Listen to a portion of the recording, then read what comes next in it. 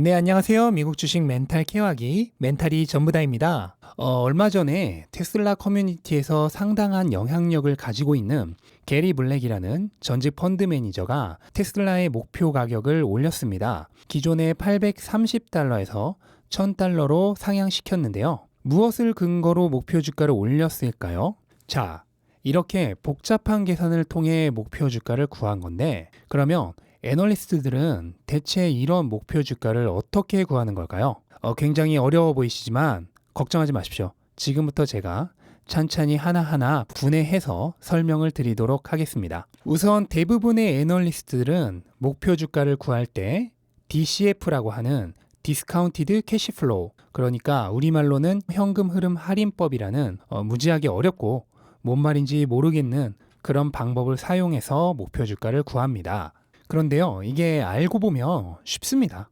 이런 거예요. 게리 블랙의 목표 주가를 예로 설명을 드릴게요. 우선 애널리스트들은 현재의 주가를 구하기 위해서 미래에 해당 기업의 실적을 바탕으로 미래의 목표 주가를 먼저 설정을 합니다. 이때 몇 년 후를 기준으로 하느냐는 애널리스트의 성향에 따라 달라요. 좀 근미래를 보고 싶다 하는 애널리스트들은 4, 5년 후, 조금 더 중기적으로 보고 싶다 하는 애널리스트들은 10년 후, 그 다음에 더 장기적으로 보고 싶다 하는 애널리스트들은 15년이나 20년 후를 기준으로 계산을 하는 애널리스트들도 있습니다. 이거는 뭐 애널리스트의 성향에 따라 각자 다른 거고요. 게리 블랙은 약 5년 후인 2025년 말을 기준으로 삼았어요. 그래서 2025년에 전 세계적으로 자동차 판매량이 약 8천만 대가 될 것이라고 설정을 했고, 이때 전기차의 침투율, 그러니까 보급률은 24% 정도가 될 거라고 설정을 했습니다. 그렇게 되면 전기차는 2025년에 총 1920만 대가 팔리는 거죠. 이 중 테슬라의 전기차 쉐어는 25%가 될 거라고 예상을 했습니다. 그럼 테슬라는 자연스럽게 2025년에 총 480만 대의 차량을 판매하는 것이 됩니다. 이때 테슬라의 평균적인 판매 가격을 47,000불 정도로 설정을 한 거고요. 네, 이거는 당연히 각종 옵션들, 특히나 FSD의 가격 등을 어느 정도 다 반영을 한 수치로 보이고, 그렇게 되면 2025년에 테슬라의 총 매출은 약 2256억 달러 정도가 됩니다. 이때 매출 대비 이익, 총 이익률을 약 25% 정도로 봤고요. 근데 저는 여기에는 크게 동의는 안 합니다. 굉장히 낮게 보수적으로 설정을 한 거라고 생각을 하고, 제가 예전 FSD 설명드리는 영상에서도 말씀드렸듯이 FSD의 성능이 올라가고 FSD의 채택률이 높아지게 되면 저는 마진율이 2025년에는 충분히 30% 이상이 될 거라고 예측을 하고 있지만, 어쨌든 게리 블랙은 25% 정도로 조금 보수적으로 설정을 했습니다. 여기서 지출을 제외한 영업이익률은 한 20.3% 정도로 잡았고, 여기에 이제 각종 이자나 텍스, 기타 지출 등을 제외한 순이익은 약 398억 달러 정도로 설정을 했습니다. 이거를 이제 주식수로 나누면 주당 순이익, EPS가 나오는데, 2025년 기준 주식수는 정확하게 예측을 하는 건 아무도 불가능하죠. 그냥 애널리스트의 추론이 들어간 부분이고, 하여간 그렇게 주당 순이익으로 나눴을 때 한 주당 순이익은 29달러가 된다고 설정을 했습니다. 여기에 게리 블랙이 생각하는 테슬라의 프리미엄 가치를 생각해서 PER을 50을 줬고요. 그걸 곱했을 때 2025년 말 목표 주가는 1450달러가 되는 걸로 설정을 했습니다. 이걸 테슬라의 기대 수익률 9.7%로 할인해온 12개월 후 2021년 말 기대 가격이 1000달러가 되는 것입니다. 여기서 기대 수익률은 어떻게 정하냐? 일반적으로는 미국의 10년물 채권 수익률, 현재는 1.1%죠. 여기에 주식의 위험 프리미엄 대부분 4에서 한 6% 정도를 줍니다. 이거를 더하고 거기에 추가적으로 해당 주식의 프리미엄을 더하면 최종 기대 수익률이 나옵니다. 게리 블랙은 그거를 9.7% 정도로 설정을 한 거고, 그러면 이거를 이제 DCF법을 활용해서 현재 가치로 환산하는 가정을 보시면요. 원래 이 DCF법을 활용해서 현재 가치로 환산해오는 공식은 이렇습니다. 네, 전혀 감이 안 오시죠? 그래서 이런 공식은 치워버리고 차근차근 쉽게 설명을 드리자면, 2025년 말에는 1450달러라는 목표 가격이 설정이 되어 있죠. 이거는 당해 연도이므로 당연히 할인율은 그냥 1일 것입니다. 그리고 1년 전인 2024년 말이 되면 아까 얘기했던 할인율 9.7%를 적용을 해야 되는데 이 할인율을 적용하는 공식은 간단합니다. 1 플러스 9.7%, 9.7%는 숫자로 치면 0.097이죠. 이거를 더하면 1.097이라는 숫자가 나오는데 이거를 활용해서 기준 가격, 그러니까 2025년 말 목표 주가인 1450을 이 1.097로 나누면 됩니다. 그러면 2024년에는 1322달러라는 목표 주가가 나오고요. 2023년이 되면 아까 구했던 1.097에 또다시 9.7%라는 할인율, 그러니까 1.097을 다시 한번 곱해줍니다. 복리의 개념이 적용이 되는 거죠. 그러면 할인율은 1.2034라는 할인율이 나오고 마찬가지로 1450을 이 1.2034로 나누면 2023년에는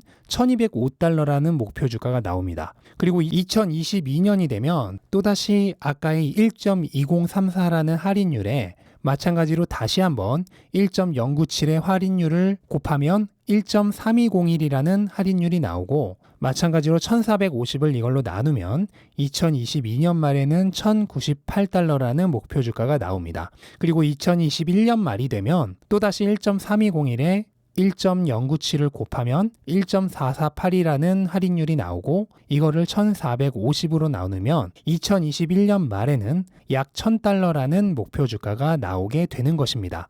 그럼 여기까지 보신 분들은 이런 의문이 들 거예요. 게리 블랙은 정말 기대 수익률을 9.7% 정도로밖에 생각하지 않는 걸까? 그리고 각 연도의 목표 주가는 정말 이 정도밖에 되지 않는 걸까? 하는 의문이 드실 건데요. 결론부터 말하면 그렇지 않습니다. DCF법에서 할인율은 단순히 기업의 미래 가치를 현재로 끌어오기 위한, 미래 가치를 현재 가치로 환산하기 위한 수단일 뿐 실제로 매년 기대하는 기대 수익률이라고 보기는 어렵습니다. 즉 여기 적혀있는 매년의 기대 목표 주가가 실제로 그 연도가 되었을 때의 기대하는 목표 주가는 아니라는 겁니다. 내년이 되면 또 2026년의 기대 주가를 구하고 그걸 또 할인해 오는데 중간중간에 숫자가 다 달라집니다. 또 1년이 지나면 2027년의 기대 주가를 구하고 다시 할인을 해와요. 그러면 또 숫자가 다 달라져요. 그러다 보니까 이번에도 마찬가지로 작년에 생각했던 830달러가 이제는 1000달러로 올라간 거죠.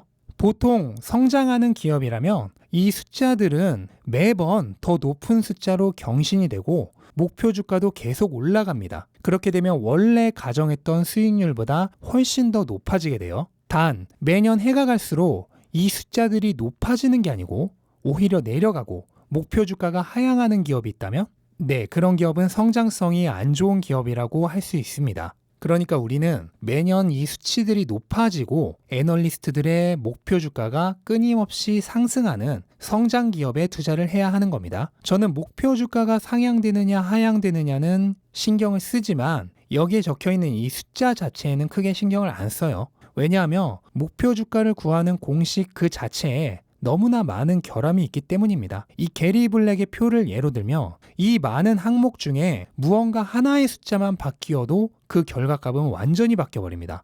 2025년의 글로벌 판매량은 어떻게 알 것이며 전기차의 보급률은 어떻게 알 것이며 테슬라의 쉐어도 알 수가 없죠. 마진, 그 다음에 영업이익률 이런 거는 정말 조그만 숫자 몇 개 바뀌는 것만으로도 크게 바뀌어버립니다. 거기에 가장 결정적으로 그렇게 나온 EPS의 그 기업의 성장률을 감안해서 최종적으로 PER을 곱하게 되는데 이 PER을 몇을 주냐에 따라서 결과값이 몇 배나 차이가 나게 됩니다. 그런데 그 기업의 성장률을 감안한 2025년의 PER을 누가 판단을 할 수 있겠습니까? 같은 기업을 놓고도 애널리스트 간에 목표 주가가 천차만별인 것도 바로 이런 숫자들을 어떻게 평가하느냐 그리고 최종적으로 어느 정도의 가치를 부여해서 PER을 주느냐에 대한 평가가 제각각이기 때문입니다. 나비 효과 아시죠? 숫자 하나만 바뀌어도 완전히 다른 결과값이 나올 수 있습니다. 그러니까 목표 주가는 그저 참고사항 정도로만 여기시고 특히 그 숫자에는 너무 큰 의미는 부여하지 않으시길 추천드립니다. 그것보다는 시장의 평균적인 목표 주가가 계속 상승하고 있는 기업인지 아니면 하락하고 있는 기업인지 그것만 유심히 보는 것이 가장 좋습니다. 목표 주가의 숫자는 작은 그림입니다.